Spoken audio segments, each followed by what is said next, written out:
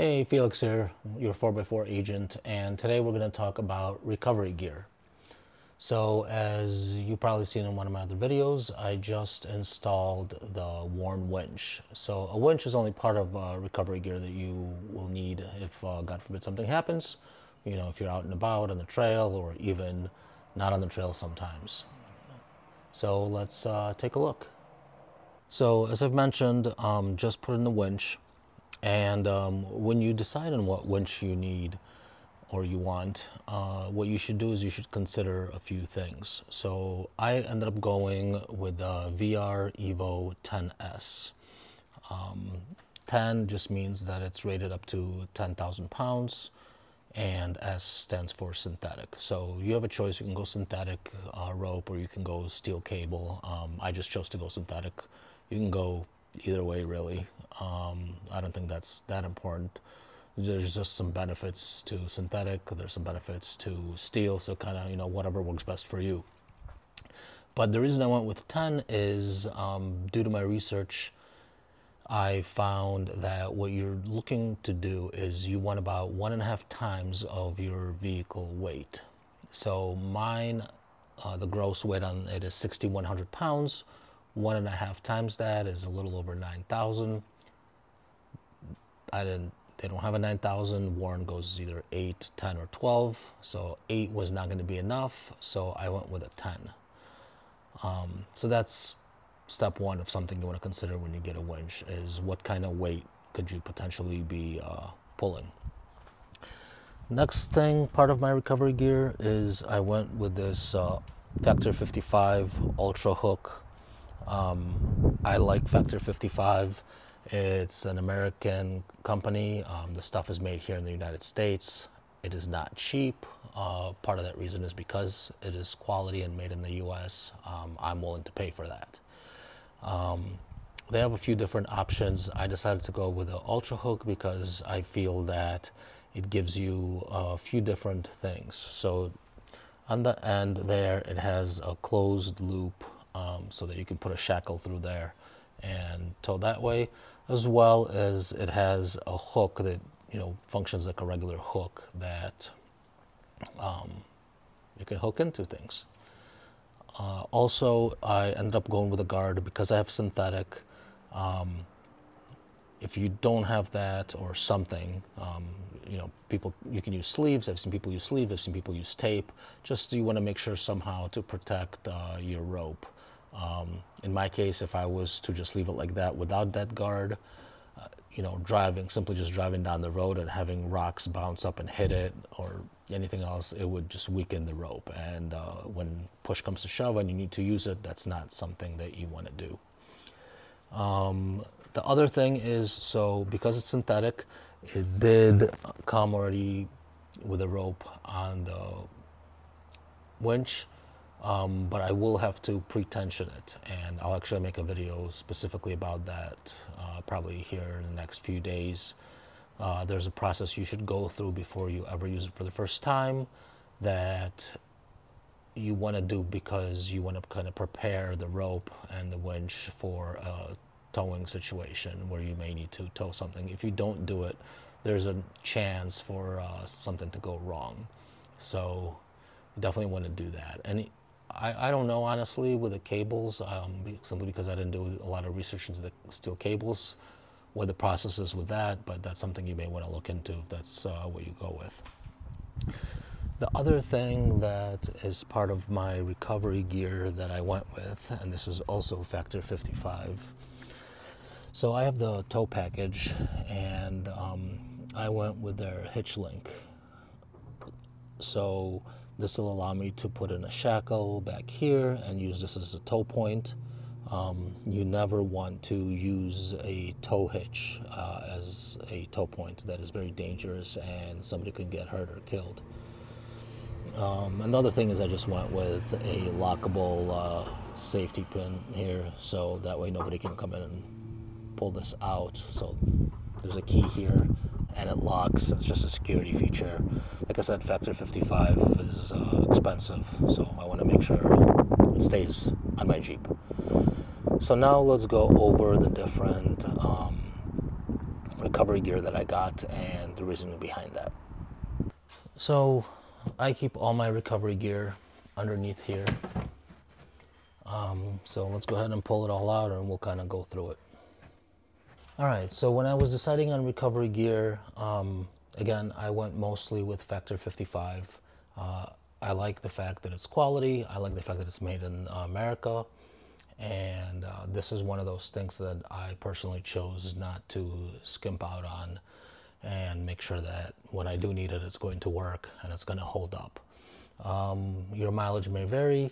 I understand that the stuff is very, very expensive, and you'll probably be fine getting any, even Chinese stuff that's cheaply made. The difference is going to be, where it may only last you 1 or 2 pulls before something happens. Hopefully it doesn't fail in the process so that nobody gets hurt.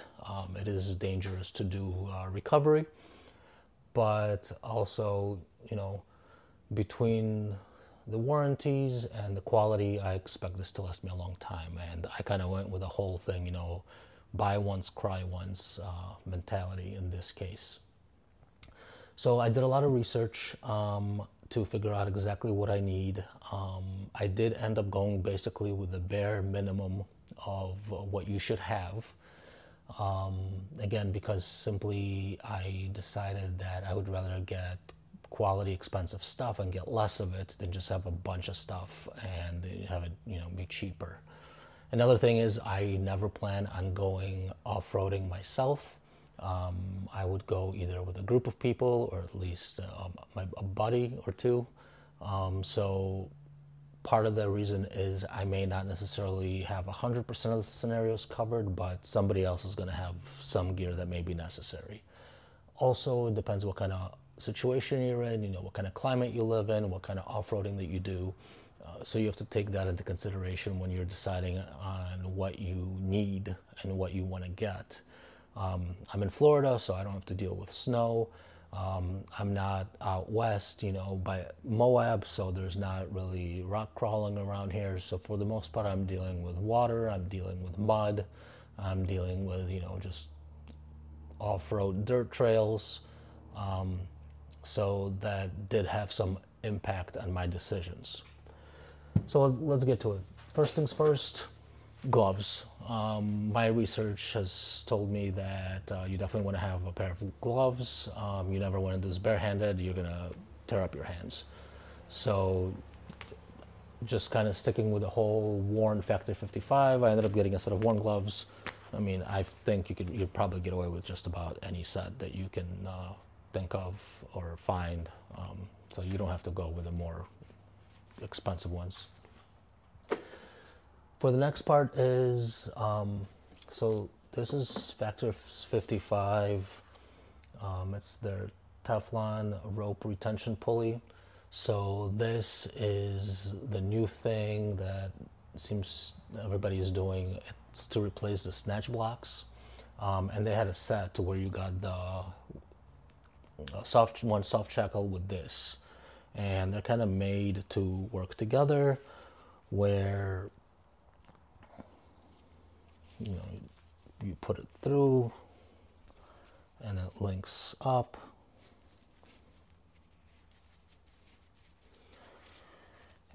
and it creates a pulley system. Not the nice thing with Factor 55. I know it's could be annoying because they just hang here and get in your way, but it does give you information on here that could never hurt. Even as far as proper rigging, recovery is a stressful situation. You may not be thinking clearly, a lot of emotions flying.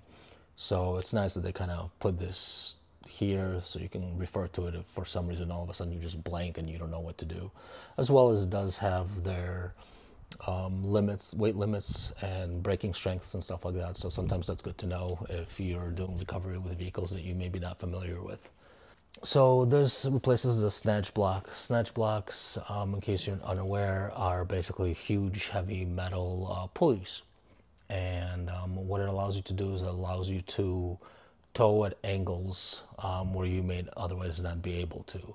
So imagine, where your vehicle is here, but the tow point is to the side, but you're stuck and you're facing that way. So this is like the front of the vehicle, and this is the back, and the tow point is here.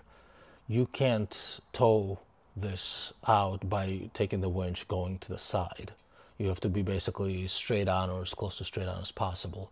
So Snatch block or this pulley, basically what allows you to do is it allows you to create the right angle that you need. So what I could do is I could, using this tree, put a strap on that's out, put the pulley here, then take my winch line that goes around the pulley and connects them to a tree that's off to the side, just as an example. So the reason that I like this is it's much smaller, it's lighter weight, and it basically does the same thing as a Snatch block. So many companies make these. You don't have to go with Factor 55. There's a bunch of reviews online. That's just, I chose to go with this over a Snatch block. Snatch blocks are just bulkier, heavier, and they are probably cheaper, but this is what I went with. The next thing is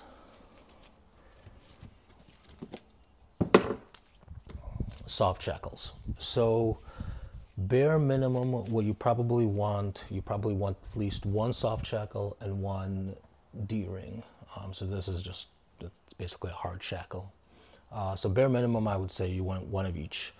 Between the two, that'll allow you to connect to different vehicles, different tow points, and you should be able to make it work. I ended up going with two of each. Two of each is better than one, especially also since, the whole saying where two is one and one is none. So with Factor 55, they have their like regular duty, and then they have their heavy duty. So I kind of went one of each, again, just giving me the most versatility and flexibility as possible. And then Factor 55 sell these. These aren't Factor 55. These are Crosby shackles, specifically made for, rated for, not made for, but rated for Jeeps. So the weight of the Jeep as well as the size of the connection point. So the company's Crosby. They're US made quality shackles. You could go cheaper. I believe, I want to say these were about 30 bucks a piece. Just went with different colors just because I believe Factor 55 only had the red ones available, and then I ended up getting the other one on Amazon, so I went with black, or maybe it was vice versa. I don't remember, to be honest. But they function like a normal D-shackle. It unscrews, you put it through, and you screw it in. Again, just anytime you get these, because Crosby makes like 1 million of these, you want to make sure you pay attention to the size, that it works with tow points and tow hooks that you're going to be working with, as well as the rating, that it's rated to high enough of a limit that you're going to be able to use it on your vehicle or whatever situation you may find yourself in. Next, tree strap. So I ended up getting the Factor 55 tree strap. It basically, do you need one? No, not really. You can use a tow strap, but this is just to be, more friendly to wherever it is that you're off-roading. Because if you wrap a regular strap around the tree or just a cable, winch cable, you're probably going to kill that tree by pulling on it or against it. So these are made to help protect trees, as well as it could be used to give you an extension. So I mean, they're not super long, but if I'm out of range, I can always use this to extend my range, a couple feet. So I ended up getting one. They do also have like toe straps that are just short ones in case you want to use it as an extension, but that's kind of optional. You really don't necessarily need a tree saver. The two things that I did go with, and actually, so I went with this, and this I just got the other day, because I'm new to this and I didn't realize that there's a difference. So this is a regular toe strap. There's another kind of strap that you're gonna encounter. It's called a snatch strap. The difference between a toe strap and a snatch strap is snatch straps are made to have some elasticity in it. Toe straps are not. So I actually didn't realize that when I was first getting all this stuff. So I went with a regular toe strap. And then after continually doing research, I realized that there is a different kind of strap. So these are more made for pulling. For example, let's say you are stuck on a rock or you're stuck on a tree or something. This is made to attach and just kind of slowly pull you out. Snatch strap is made more kind of that like burst of speed and jerk. So when you're hooked up and the truck doing the pulling, accelerates and then snaps the tow line, it's made to give a little bit and kind of use that kinetic motion to pull somebody out. So let's say if you're stuck in mud or sand, and that's why you don't really want to be doing it with something like this, because these don't really stretch. A snatch strap is made to kind of make that snapping, like almost like a whip motion, where when you pull real hard, real fast, it'll stretch and then it'll come back together, and that coming back together is going to help give that initial jolt to get a stuck vehicle out. So because I already had a toe strap, I decided to, again, just kind of for variety and make sure I have different equipment, I decided not to go with a snatch strap, but I went with a kinetic rope. Kinetic rope functions very similarly to a snatch strap. It's made to stretch, I believe, typically around 30%, give or take. And so same exact concept. You're connected to two vehicles. The first vehicle kind of guns it, the rope stretches, and then the snapping motion of the rope jerks the stuck vehicle out. So in this case, I went with bubble rope. It's, I believe, a 30-foot, again, made in America, so that was important to me. And I don't believe Factor 55 does have them. I don't believe they were available on Amazon. So I didn't want to wait for the shipping. I kind of, wanted now. So I ended up going on Amazon, and bubble rope was one of the couple options that I was looking at that was available. And so I decided to go with bubble rope and try them out too.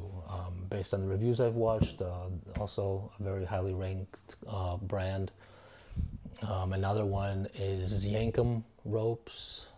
So Factor 55, Yankum, Baba, and I think there are a couple others. So that's what I went with, and that's my recovery gear. I'll build on this probably as need be. I'm missing boards, for example. I don't have a hijack lift that some people like to take with them off-road, but I also don't have any points in my bumper where I can attach that to.